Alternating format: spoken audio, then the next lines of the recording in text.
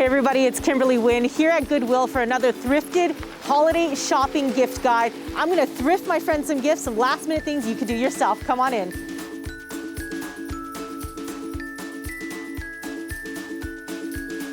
Okay guys, so immediately when I walked through the front door, I already saw what I needed. I'm gonna collect a bunch of these vintage tin cans, fill them up with salted caramels and give it to my friends. Who doesn't want food, right? So Goodwill is fantastic at this. Usually they categorize everything in one area, so it's really easy for me to find all the tin boxes I need.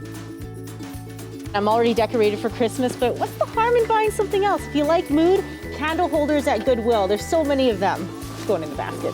My cart's full, guys. I'm about to pay.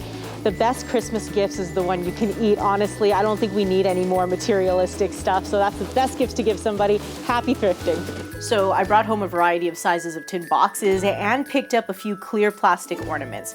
To start off, just simply glue the ornament to the lid. You do have to use quite a bit of hot glue, I found.